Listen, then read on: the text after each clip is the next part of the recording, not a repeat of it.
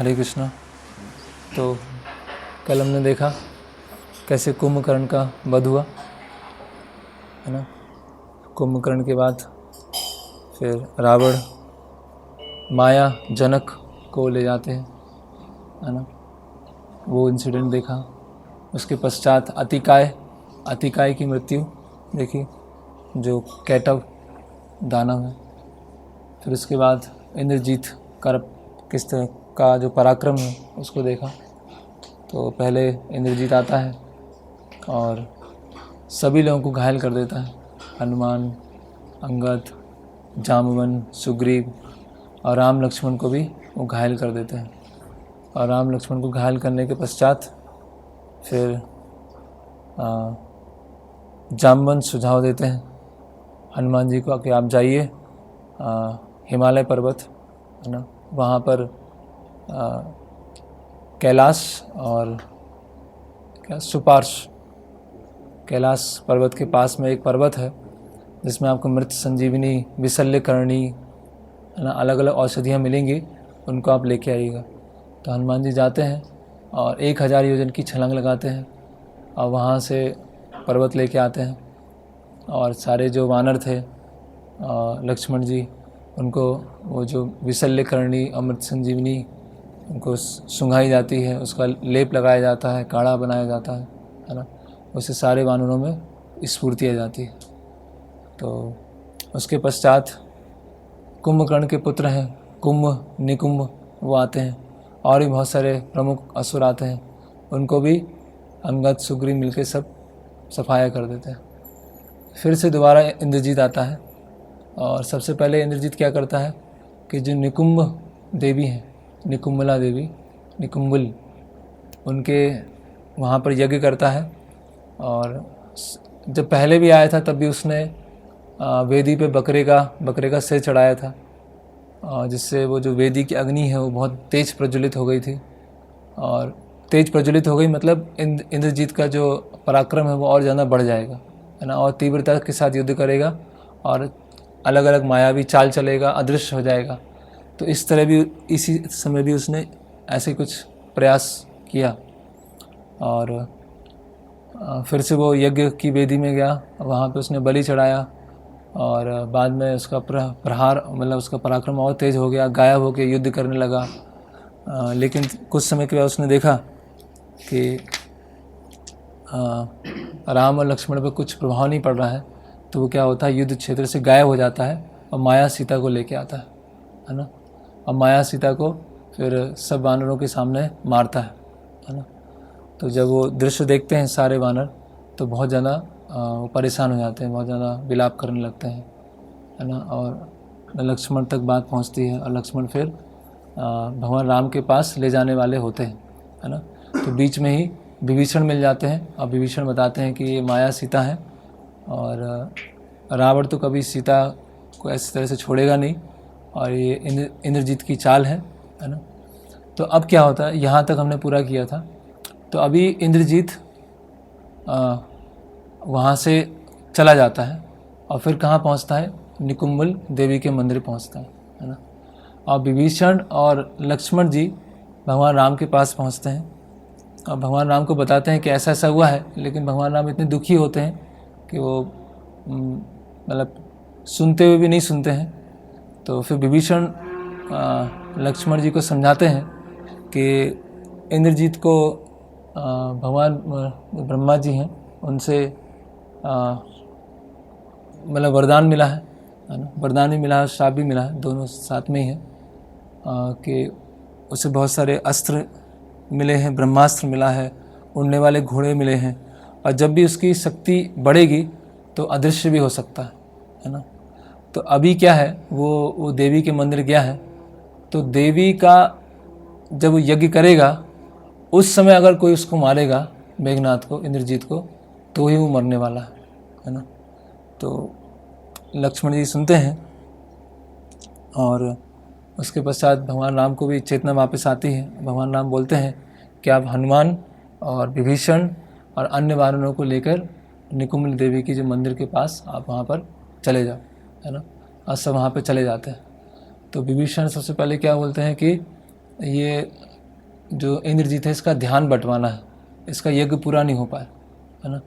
तो ये जो सारे राक्षस गुफा के चारों ओर पहरा लगाए हैं, पहले तो इनको मारना चालू कर दो, है ना। तो लक्ष्मण और हनुमान मिलकर सारे वो जो गुफा की चारों तरफ राक्षस थे उनको मारना प्रारंभ कर देता है। तो इंद्रजीत देखता है कि इस तरह से हो रहा है और हमारे राक्षस मरते जा रहे हैं, है ना। तो ये क्या करता है, यज्ञ अपना अधूरा छोड़ देता है ना।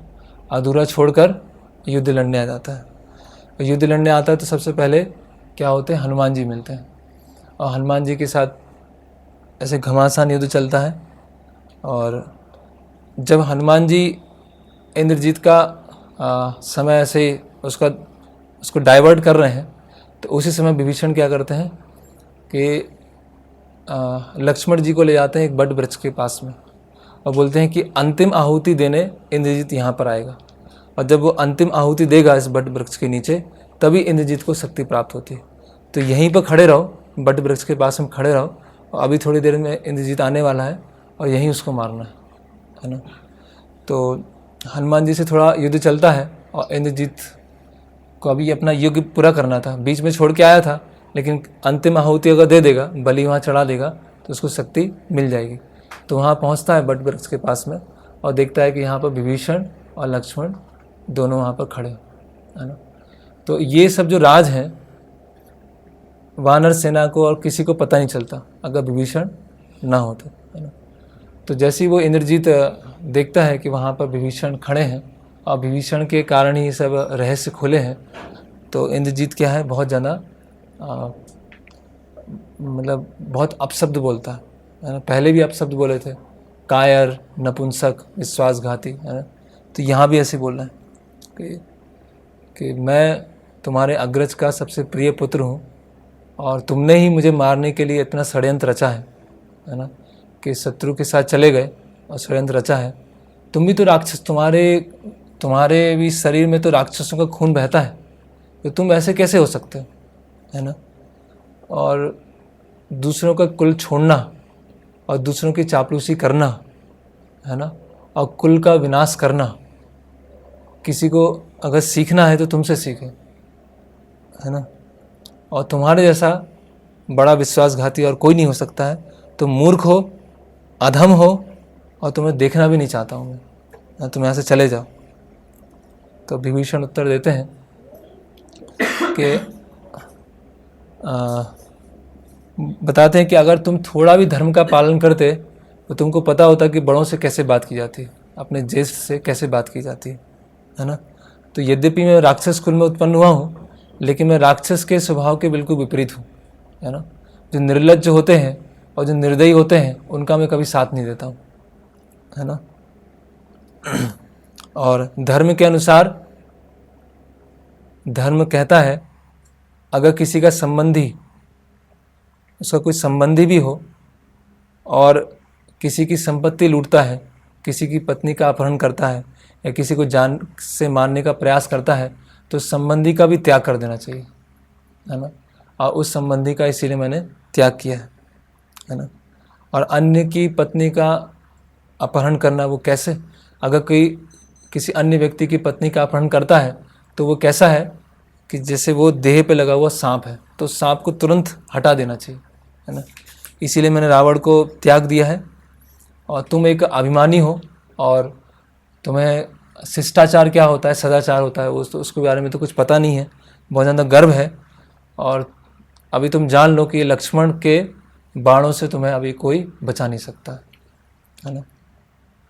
तो इस तरह से दोनों में बातचीत होती है विभीषण और इंद्रजीत के बीच में। तो हनुमान जी जो साइड में युद्ध लड़ रहे थे अभी वहाँ से आ जाते हैं राक्षसों को मार के। और इंद्रजीत तो अपने पूरा रथ पर बैठा हुआ, उसका यज्ञ पूरा नहीं हो पाया, है ना। उसका यज्ञ पूरा नहीं हो पाया और उसको जो अंतिम आहुति देनी थी वो भी पूरी नहीं हो पाई। अभी इंद्रजीत क्या हो गई, शक्ति क्या हो गई, क्षीण हो गई, है ना। तो हनुमान जी आते हैं और हनुमान जी लक्ष्मण को अपने पीठ पे बैठाते हैं और फिर युद्ध चालू हो जाता है। तो लक्ष्मण जो है 2 बाण चलाते हैं इंद्रजीत के माथे पर, तो पूरा रक्त निकलने लगता है। और इंद्रजीत 5 बाण चलाता है लक्ष्मण जी की छाती पर, तो रक्त ऐसे निकलने लगता है ना। तो कुछ समय के पश्चात जब लक्ष्मण इतना तेज युद्ध लड़ते हैं, बाणों की बौछार करते जाते हैं, तो इंद्रजीत की क्या है, शक्ति धीरे धीरे क्षीण हो रही, अभी धीरे धीरे दुर्बल पड़ रहा है। तो विभीषण बोलते हैं कि अभी इसके साथ बहुत खिलवाड़ हो गया, अभी लक्ष्मण आप इसको मार दीजिए अभी, है ना, अब ये कुछ नहीं कर पाएगा, है ना। तो तो इंद्रजीत को घमंड आता है, बोले तुमको क्या मारूंगा मैं, तुमको मैं 2 बार तो वैसे ही मार चुका हूँ, एक बार नाग पास से मार दिया है और एक बार तुमको और तुम्हारे भाई दोनों को एक साथ मारा था, है ना। उसको गर्व आता है और फिर वो लक्ष्मण जी पे 7 बाण चलाता है, हनुमान पर 10 और विभीषण पर 100 बाण, है ना, विभीषण को मारने का प्रयास करता है ना। तो लक्ष्मण हंसते हैं, है ना, और उसके मतलब प्रतिशोध में इतने बाण चलाते हैं कि इंद्रजीत का पहले कवच पूरा फट जाता है ना। फिर इंद्रजीत 1,000 बाण चलाता है तो लक्ष्मण जी का कवच फट जाता है ना। तो ऐसे क्या है, दोनों का पलड़ा क्या है, बराबर चल रहा है, दोनों एक दूसरे से हार नहीं रहे और ऐसे दोनों दृढ़ प्रतिज्ञ हैं कि आज दोनों एक दूसरे को मार के ही जाएंगे, कुछ भी हो जाए, है ना। और इतना बाण चलते हैं कि बाण शरीर में से निकलता है और दूसरी साइड चला जाता है और पृथ्वी में जाके अंदर चला जाता है, एकदम नीचे, और एकदम रक्त का प्रभाव पूरा बह रहा है ना। अभी लक्ष्मण जी क्या बोलते हैं हनुमान जी से कि आप मुझे उतार दीजिए, आप युद्ध करने जाइए, बाकी राक्षसों को मारिए, मैं इसको देखता हूँ, है ना। तो लक्ष्मण जी ने एक बाण चलाया तो सारथी का सिर कट गया और उसके पश्चात उसके इंद्रजीत के जो रथ के घोड़े थे वो पूरे घायल हो गए, है ना, ध्वजा चली गई। और इसके बाद क्या हुआ कि इंद्रजीत कुछ समय के लिए वहाँ से गायब हो गया, है ना, क्योंकि थोड़ा तो मायावी है, कुछ तो वो चाल चलाएगा, कुछ समय के लिए वो गायब हुआ। और फिर अब इसका रथ टूट गया है इंद्रजीत का, इंद्रजीत भी क्या है, अपने भूमि पर आ गया है और लक्ष्मण भी क्या है, भूमि पर आ गए। तो कुछ समय के बाद क्या करता है कि इंद्रजीत बाकी राक्षसों के द्वारा लक्ष्मण का ध्यान बंटवा देता, अब थोड़ा साइड में जाता है और दोबारा दूसरा रथ लेके आता है और फिर से इंद्रजीत रथ पे आ गया है और लक्ष्मण जमीन पर है ना। और ऐसे कई इसमें अस्त्रों के बारे में बताया गया है कि वो विभीषण के ऊपर बर्छी चलाता है इंद्रजीत, तो लक्ष्मण बर्छी को काट देते हैं, है ना। और इंद्रजीत रुद्र अस्त्र चलाते हैं, रुद्र अस्त्र।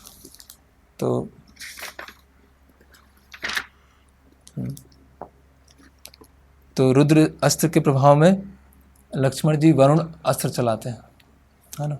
तो इंद्रजीत अग्नि अस्त्र छोड़ता है तो लक्ष्मण जी सूर्य अस्त्र चलाते हैं, है ना।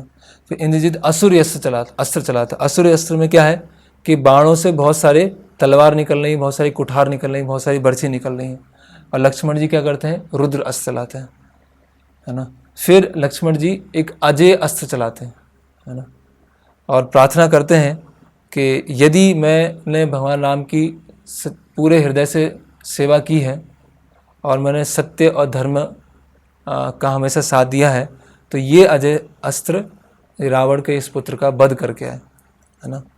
तो वो अस्त्र जाता है बहुत तेज गति से और इंद्रजीत के गले में लगता है और उसका सिर कटता है, और सिर कटने के पश्चात वो सिर कहाँ गिरता है, जो लंका होती है, लंका के जो प्रमुख द्वार है उसके सामने जाके गिर जाता है ना। और सारे वानर बहुत जोर जोर से क्या बोलते हैं, जय श्री राम, जय श्री राम, जय श्री राम। और इंद्रजीत यहाँ पर मर जाता है ना।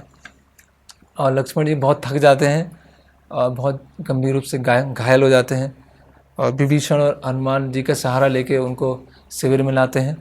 और ये युद्ध लगातार 3 दिन और 3 रात चला था। लक्ष्मण जी इंद्रजीत में 3 दिन चला लगातार, है ना। और सुषेण बाद में वो औषधियाँ लेके आते हैं और लक्ष्मण जी को सूंघाते हैं और लेप लगाते हैं और लक्ष्मण जी ठीक हो जाते हैं। तो अभी रावण की क्या स्थिति होगी कह नहीं सकते, वो तो बहुत पूरी पूरी तरह से उसका साहस टूट गया है ना। तो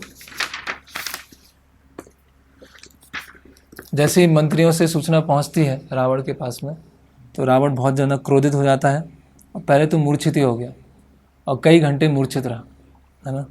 उसके बाद उठता है और बोलता है कि अभी युद्ध छोड़ो, अभी मैं अशोक वाटिका जाता हूँ और सीता को मार के आता हूँ, है ना, बात ख़त्म कर देता, है ना। तो इतना ज़्यादा क्रोध करता है, इतना ज़्यादा क्रोध करता है कि पूरा समुद्र में क्या होता है, भाप निकलने लगती है ना, और सूर्य क्या डर जाता है कि रावण को इतना तेज़ क्रोध आया है ना। तो रावण अपना कवच पहनता है, धनुष लेता है, बाण लेता है और बोलता है कि इंद्रजीत की जो इच्छा थी राम लक्ष्मण को मारने की, अब मैं करके दिखाऊंगा, है ना। और रावण अपनी तलवार लेकर अशोक वाटिका पहुंच जाता है और पीछे पीछे मंदोदरी और बाकी रानियाँ और एक बुद्धिमान मंत्री सुपार्श, वो भी रावण के पीछे पीछे जाता है ना। और रावण पहुंचता है और अपनी तलवार निकालता है और सीता देवी को बस मारने वाला होता है ना।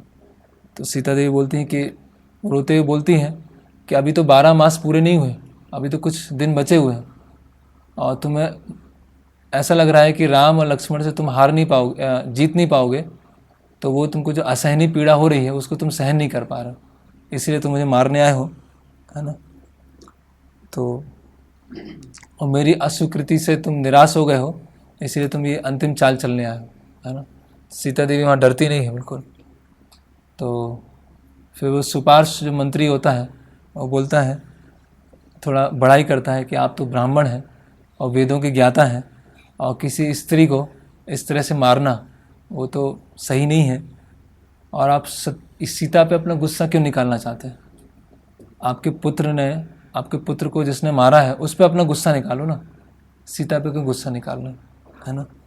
तो क्या कीजिए, आज कृष्ण पक्ष का 14वां दिन है और कल क्या है, अमावस्या है। तो कल रात्रि में जब अंधेरा होगा तो ही आप अपनी सारी राक्षस सेना को रात में जब सब शांत होगा उसी समय आप छोड़ देना। तो वो राक्षस सेना ही सारे वानरों का और राम लक्ष्मण का मार किया जाएगी अंधेरे में, है ना। महाभारत में भी किसने किया था, अंधेरे में मारा था, अश्वत्थामा ने रात्रि में मारा था द्रौपदी के 5 पुत्रों को, है ना। तो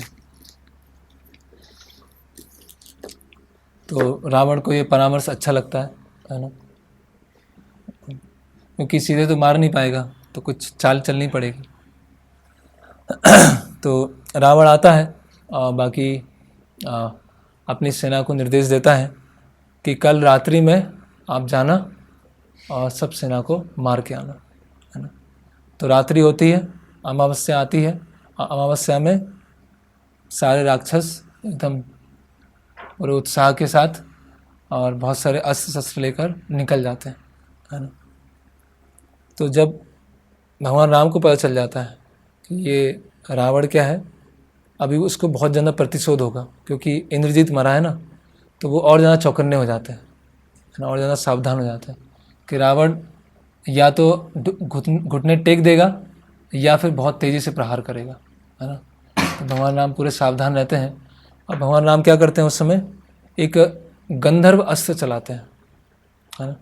और गंधर्व अस्त्र से क्या होता है कि जो राक्षस थे उनको 1000 राम दिखते हैं कि हर जगह राम है, हर जगह राम, है ना। तो सोचते यहाँ भी राम है, इधर भी राम है, उधर भी राम है, तो ऐसे मारने लगते हैं, एक दूसरे को मारने लगते हैं, है ना। और राम ने क्या किया कि 18,000 हाथी, 14,000 घुड़सवार और 2 लाख पैदल सैनिकों को थोड़ी ही देर में अपने गंधर्व अस्त्र से मार दिए, है ना। इतने लाख और 1000 हाथी और घोड़ों को, है ना।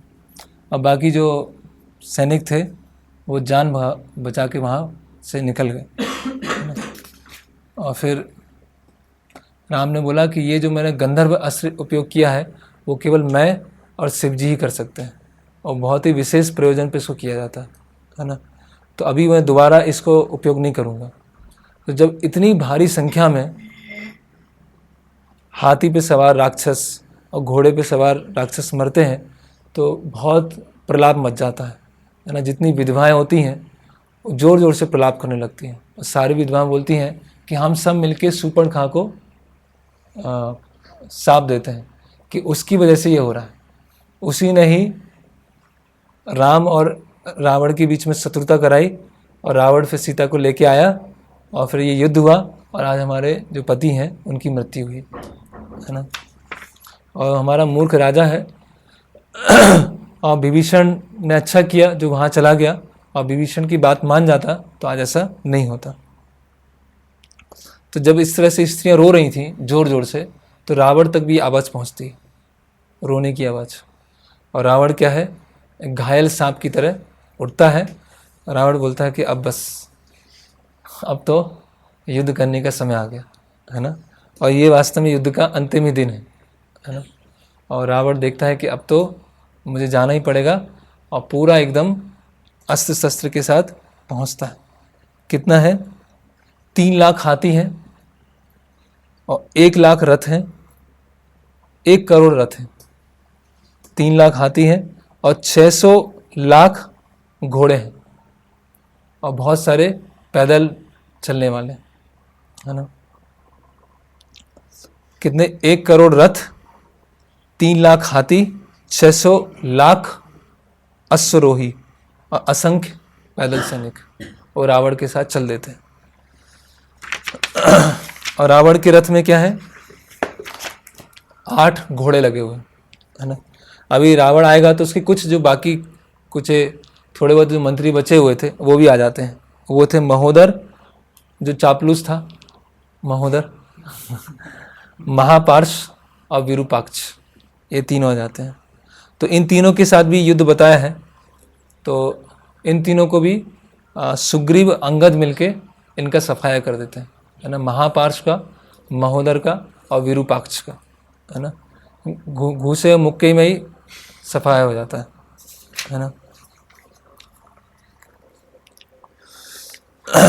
तो जब महापार्श की सेना भाग गई, विरूपाक्ष की सेना भाग गई और महोदर की सेना भाग गई, क्योंकि तीनों सेनापति मर गए है ना।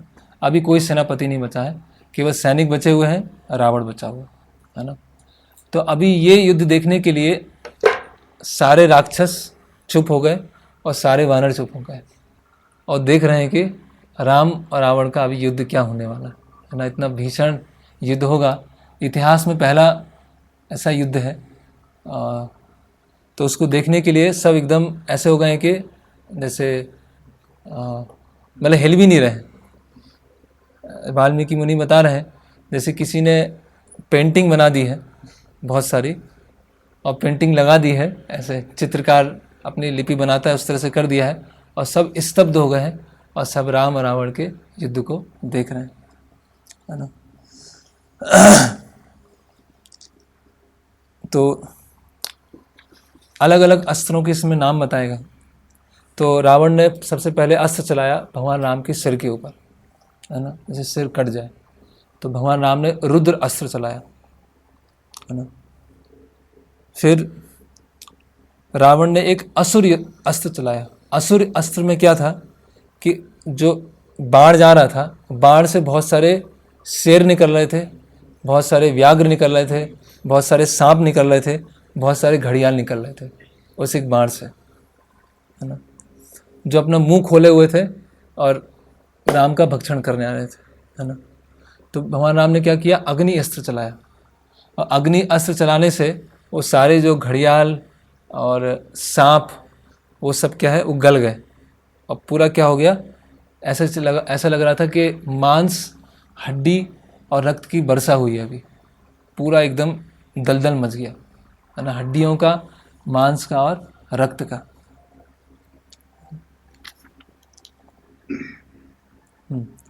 फिर रावण ने चलाया मय दानव द्वारा दिया हुआ अस्त्र।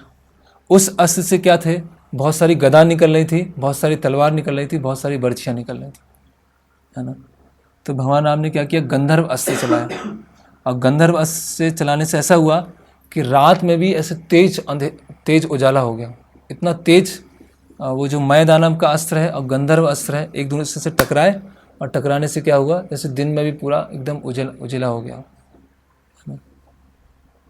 और फिर राम ने रावण की भुजाओं पर अस्त्र चलाए, तो रावण को कुछ हुआ नहीं, क्योंकि वो सारे कवच और सारे यहाँ पर वो अपने वो धारण करके आया था। तो अभी क्या हुआ, जो लक्ष्मण है, लक्ष्मण सोचा कि मैं युद्ध करता हूँ रावण से, है ना। लक्ष्मण बीच में आते हैं और लक्ष्मण भी बुरी तरह से एकदम भीषण युद्ध करते हैं रावण के साथ। इसमें बताया है कि रावण का सारथी का सिर काट दिया और धनुष टूट गई, रावण की जो धनुष थी वो तोड़ दी लक्ष्मण ने। और विभीषण भी आगे बढ़े, तो विभीषण ने क्या किया, अपने गदे से रावण के जो 8 घोड़े थे, रथ के घोड़े थे, वो ख़त्म कर दिए, है ना। अब रावण ने क्या, बर्छी फेंकी एक बहुत तेज़ी से विभीषण की तरफ, और लक्ष्मण जी ने अपना बाण चलाया और बर्छी वो 2 टुकड़ों में टूट गई, है ना। और रावण जोर से चिल्लाया कि ये जो विश्वासघाती विभीषण है, जो मेरा भाई है, उसको तू बचा रहा है, तू बचाने का प्रयास कर रहा है ना, अभी तेरे को मैं छोड़ूंगा नहीं, सबसे पहले तेरे को मारता हूँ। कि मैं चाह रहा था विभीषण को सबसे पहले मारा जाए, क्योंकि विभीषण ने ही हर जगह तुम्हारी सहायता की है ना। तो तेज़ी से रावण शेर की तरह चिल्लाया, गर्जना किया रावण ने, और लक्ष्मण में बाण चलाया, और इतना तेज बाण चला कि लक्ष्मण को छाती पे बाण लगा और लक्ष्मण जी मूर्छित हो गए, है ना। अब ये तीसरी बार मूर्छित हुए हैं लक्ष्मण जी, है ना। और जैसे ही मूर्छित हुए तो रावण ने क्या किया, थोड़ा सा आराम मिले, थोड़ा सा रिलैक्स होने के लिए युद्ध से गायब हो गए और अपने महल के अंदर चला गया थोड़े समय के लिए।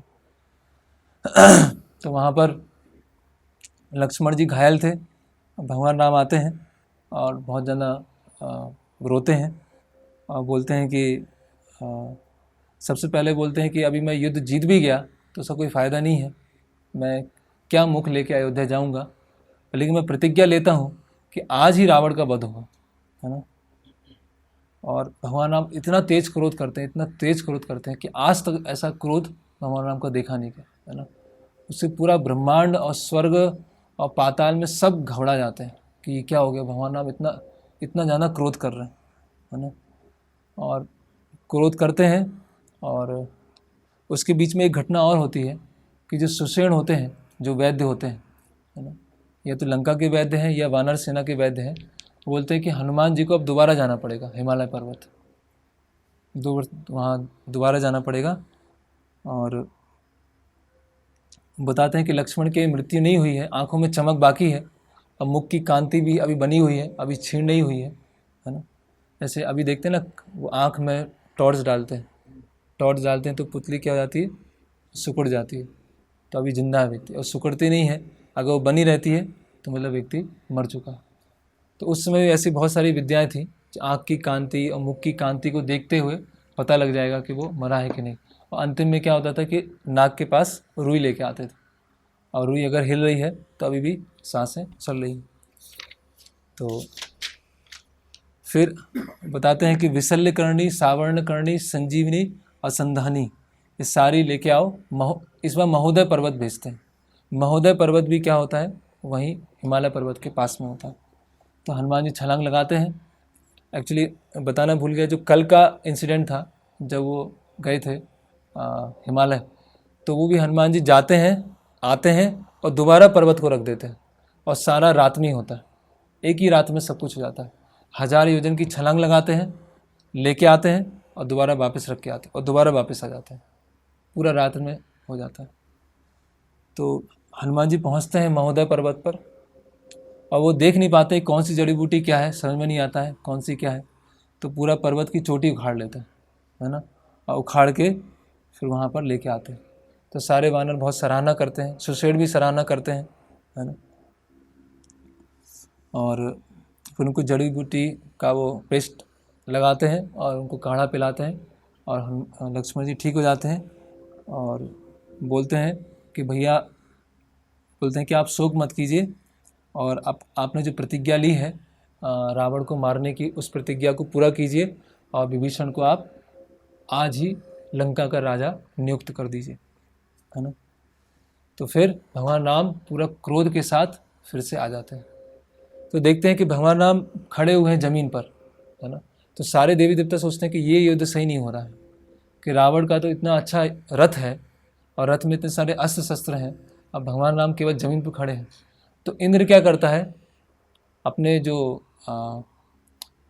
क्या होते हैं सारथी, सारथी का क्या नाम है, मातली। तो मातली को अपने रथ के साथ, अपने अस्त्र शस्त्र के साथ, अपने कवच के साथ नीचे भेजता है ना। और उस रथ में 1000 घोड़े थे, 1000 घोड़े, हरे घोड़े उस रथ को खींच रहे थे, है ना।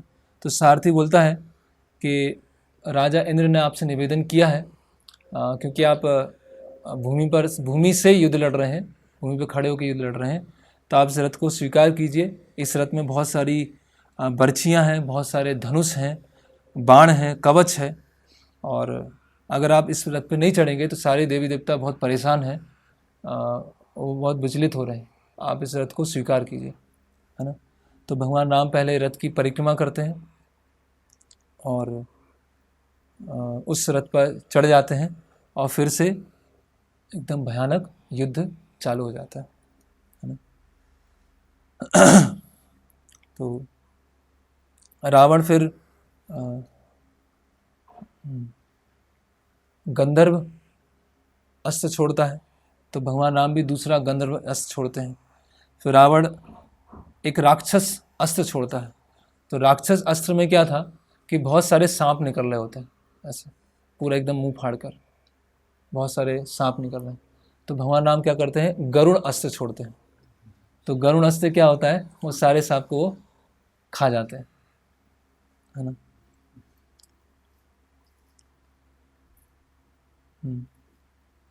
और फिर रावण का पराक्रम थोड़ा और बढ़ता जाता है।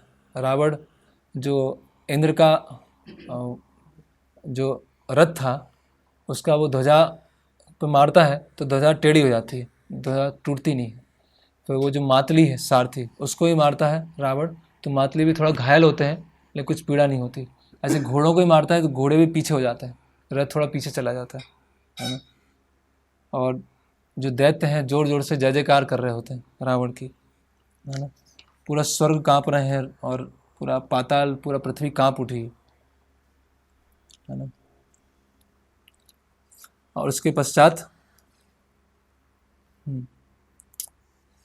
जो राम और रावण इतना तेज युद्ध करते हैं, कभी दिन का समय है और अंधेरा छा जाता है, पूरे जैसे पूरे जो बाण है पूरे आकाश में फैल चुके हैं और अंधेरा छा गया।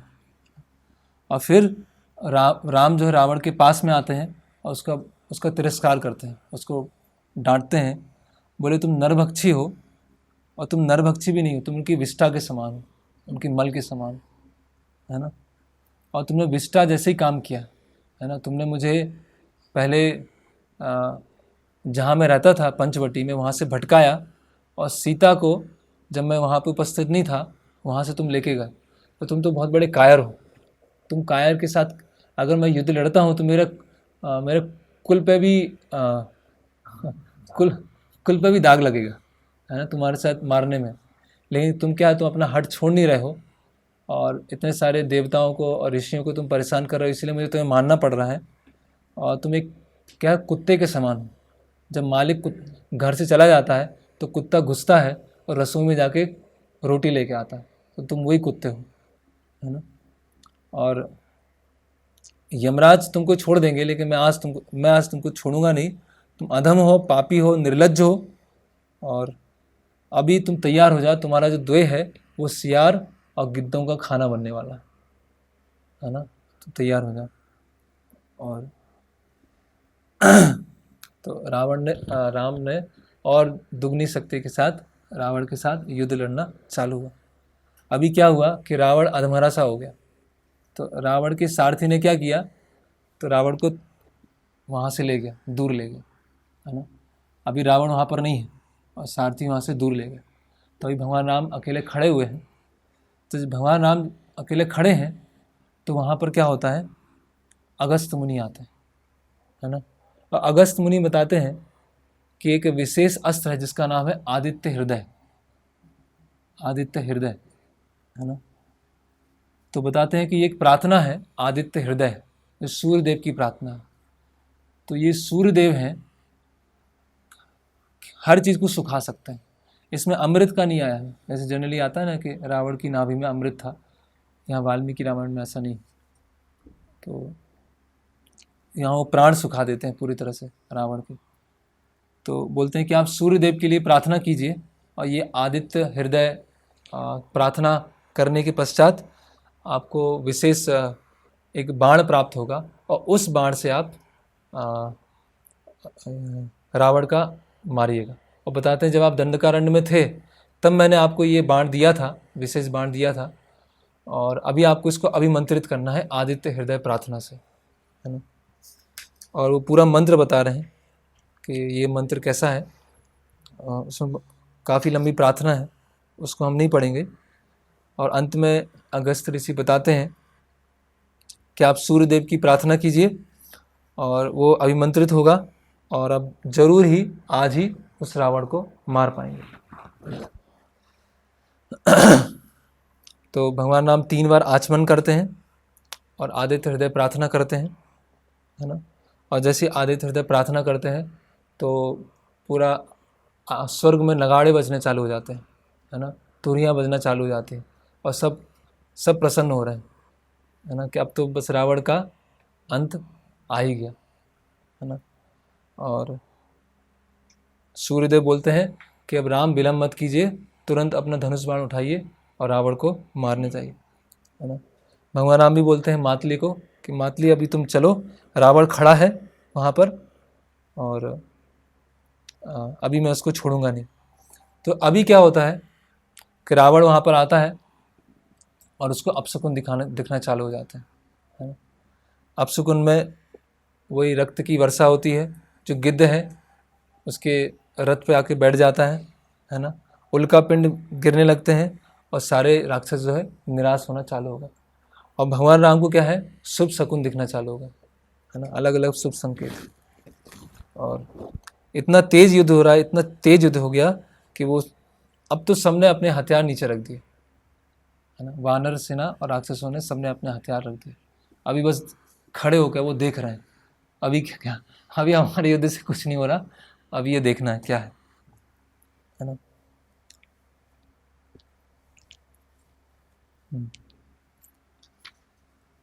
फिर राम ने अभी रावण के सारथियों को मार दिया, ध्वजा को हटा दिया, घोड़ों को ही मार दिया। 1 घंटे तक ये युद्ध चला, है ना। और अभी क्या हुआ कि भगवान ने बाण चलाया और रावण का एक सिर कट गया, है ना। और फिर से वो सिर वापस आ गया, है ना। फिर दूसरा सिर काटा, फिर वो सिर वापस आ गया, फिर तीसरा सिर काटा, फिर वो सिर वापस आ गया। तो रावण क्या लस्ट है ना। तो लस्ट को दूर करने का प्रयास करते हैं, थोड़ी देर जाती है और फिर से वापस से जाती है, फिर वापस आती है ना।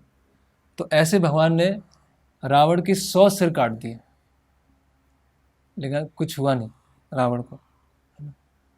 तो भगवान विचार करने लगे कि इन्हीं बाणों से मैंने खरदूषण को मारा था, इन्हीं बाणों से मैंने 7 ताल के वृक्षों को भेदा था, इन्हीं बाणों से बाली को मारा था, लेकिन अभी क्या हो गया कि ये इससे रावण मर नहीं रहा है ना। तो मातली बोलते हैं कि अभी आप आदित्य हृदय प्रार्थना कीजिए और जो दंडकारण्य में जो दिया है अगस्त मुनि ने, वो बाण चलाइए अभी, है ना। तो उस बाण का पूरा वर्णन है कि उस बाण में क्या क्या विशेषताएं, है ना। तो भगवान राम ने वो बाण निकाला। वो बाण जो है ब्रह्मा जी ने बनाया था और इंद्र को उपहार के रूप में दिया था, और इंद्र ने अगस्त मुनि को उपहार के रूप में दिया था। उसके जो पंख हैं, बाण के पंख हैं, वो गरुण जी के पंख हैं, है ना। और उसका जो तेज है, उसकी जो स्पीड है, वो वायुदेव से चलती है। उसकी जो नुकीलापन है, बाण का नुकीलापन है, वो सूर्यदेव और अग्निदेव की मिश्रित शक्ति है ना। और उसका जो भार है, बाण का भार है, वो मेरू पर्वत के समान है ना। तो भगवान ने वो बाण निकाला और बाण को अभिमंत्रित किया, और बाण से तेज ज्वाला निकल रही थी, और सारे वानर जोर जोर से चिल्ला रहे हैं, जय श्री राम, जय श्री राम, जय श्री राम। और भगवान ने प्रत्यंचा खींची, और इतना तेज अपने कान के पास, है ना, एकदम तेज प्रत्यंचा खींची, पृथ्वी कांप गई और स्वर्ग पूरा व्याकुल हो गया, और ब्रह्मास्त्र वायु की गति से गया और रावण की छाती में जाके तेजी से लगा, और जो आदित्य हृदय, जो आदित्य उनकी सूर्यदेव की शक्ति थी, उससे रावण को पूरे जो प्राण थे वो पूरे खिंच गए, और रावण अपने पूरे 10 मुखों के साथ जमीन पे गिरा, और उसके मुख से पूरा उल्टी निकली, और रावण यहाँ पर मर गया। जय श्री राम, जय श्री राम, जय श्री राम। तो रावण यहाँ पर पूरा धराशायी हो गया, है ना। तो हम देखते हैं कि अगस्त मुनि के बाण, है ना, अगस्त मुनि की सलाह और विभीषण की सलाह, है ना, उन सब से मिलकर उसके बारे में कल चर्चा करेंगे, कैसे जो लस्ट है, लस्ट पर विजय प्राप्त करना है, तो क्या क्या अलग, कैसे साधु हमारी मदद करते हैं और भगवान हमारी मदद करते हैं, और हमें कुछ अस्त्र शस्त्र दिए जाते हैं, जिससे जो लस्ट है, काम है, वो पूरी तरह से खत्म हो जाता है। और पूरे लंका में कोलाहल मच गया, और सब हाय हाय हाय हाय चिल्लाने लगे, है ना, और स्वर्ग के देवता सब प्रसन्न हो रहे हैं, है ना, अति उत्तम ऐसे चिल्ला रहे हैं, और सारे देवता और ऋषिगण हैं, उनके जो मन है वो शांत हुए बहुत समय के पश्चात। और सुग्रीव, अंगद, विभीषण, लक्ष्मण भगवान राम को प्रणाम करते हैं, और विभीषण फिर रोने लगते हैं, क्योंकि भाई से स्नेह तो था, है ना, और भाई को समझाया भी था। अभी जो कुछ कथा कथित रामायण है, उसमें बताया जाता है कि भगवान राम लक्ष्मण को भेजते हैं अंतिम समय में कि जाओ रावण से सीख के आओ, है ना, रावण से कुछ सीख के आओ, कि रावण ब्राह्मण था, बहुत बड़ा ज्ञानी था, तो कुछ सिखाएगा। लेकिन ये सब क्या है, बाद में ऐड किए गए, इसकी कोई प्रमाणिकता नहीं है कि लक्ष्मण जी जाते हैं और रावण से आत्मज्ञान लेके आते हैं। वो क्या आत्मज्ञान देगा, है ना। उसके पश्चात रावण की सारी पत्नियां आती हैं, सबके केस पूरे बिखर गए हैं, सबों ने अपने आभूषण उतार दिए हैं, और ज़ोर ज़ोर से, है ना, ऐसे छाती पीट पीट के रो रही हैं, है ना। कुछ ने रावण के पैर पकड़ लिए, किसी ने रावण की छाती पकड़ ली, किसी ने रावण के हाथ पकड़ लिए हैं, और सब यही बोल रहे हैं कि हमने इतना समझाया था, इतना बताया था, मत युद्ध मत लड़ो, मत लड़ो, मत लड़ो, लेकिन आज ऐसी स्थिति हो गई कि हम सब विधवा हो गई, है ना। और उसके बाद फिर मंदोदरी आती है ना, और मंदोदरी भी बहुत ज़्यादा ऐसे रोती हैं, है ना, और बोलती हैं कि हमारी पराजय हुई है, उससे मुझे दुख नहीं है ना, और क्योंकि मुझे पता था कि भगवान राम आएंगे और आपको मार के जाएंगे, और आपका पराक्रम अच्छा था, लेकिन आप इस धरती पे अनावश्यक भार बन गए थे, है ना, अनावश्यक बोझ बन गए थे, और इस बोझ को उतारने के लिए भगवान विष्णु अपना राम अवतार लेके आए हैं, और आपने सीता के लिए जो पापी भावनाएं उत्पन्न की थी, वो अभी उसके कारण पूरे राक्षस वंश का विनाश हो गया, है ना। और केवल आप एक महान वीर होने का स्वांग रच रहे थे, आप एक महान वीर नहीं थे। वीरता केवल युद्ध करने में नहीं होती है, वीरता कभी कभी अपनी जो अपनी कमी है उसको भी स्वीकार करने में भी वीरता होती है। ऐसा नहीं कि हमेशा युद्ध करना ही वीरता है, तो वो आपने कभी उस चीज़ को स्वीकार नहीं किया, है ना। और अभी लंका में और हमारा कोई रक्षक नहीं बचा है ना। और ये आपका जो देह है अभी गिद्धों और सियारों को खाने की योग्य बन गया है। और आपका इतना अधम चरित्र है, मुझे समझ में नहीं आता है कि मैं अब कैसे जीवित रह पाऊंगी। तो भगवान राम बोलते हैं विभीषण से कि अब ये अंतिम संस्कार की तैयारी करो, दाह संस्कार की तैयारी करो। तो और उसके बाद ये जो रावण की पत्नियां हैं उनको हम सांत्वना देंगे, है ना। तो विभीषण बोलते हैं कि मैं तो अंतिम संस्कार नहीं करूँगा, है ना। ये पापी का और ये निर्दयी का, इसका तो अंतिम संस्कार नहीं करूँगा, है ना। तो भगवान राम समझाते हैं कि ठीक है, कितना भी अधर्मी था, पापी था, कि लेकिन धर्म के नियमों का पालन करते हुए तुमको उसका देह संस्कार करना हो। फिर भगवान राम समझाते हैं तुम्हारा ज्येष्ठ भ्राता है ना, और तुम अभी लंका के राजा बनोगे और धर्म के अनुसार राज्य चलाओगे, तो तुमको एक वो भी स्थापित करना है ना। कुछ भी काम किए हैं उसने, है ना। तो जो नाना थे रावण के, माल्यावन, वो भी आते हैं और फिर दाह संस्कार की तैयारी होती है, रावण को लिटाया जाता है और वैदिक रीति के अनुसार वैदिक मंत्रों का उच्चारण करते हुए रावण का वहाँ पर दाह संस्कार होता है और रावण की पत्नी को फिर भगवान राम सांत्वना देने के लिए जाते हैं। ठीक है, तो यहाँ पर अभी हम विराम देंगे। हरे कृष्णा। तो कल हमारा अंतिम सेशन होगा, तो कल अग्नि परीक्षा और फिर अंतिम में भगवान अयोध्या पहुँच के वहाँ पर उनका राज सिंहासन हो जाता है, वो चर्चा करेंगे। हरे कृष्णा। जय श्री राम, जय श्री राम, जय श्री राम। किसी कोई प्रश्न, कोई जिज्ञासा है?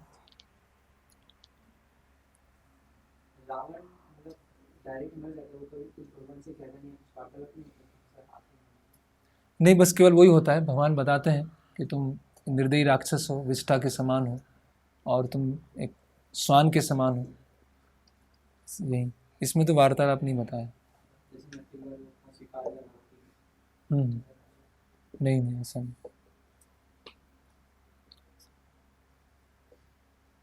ठीक है, चलिए। हरे कृष्णा।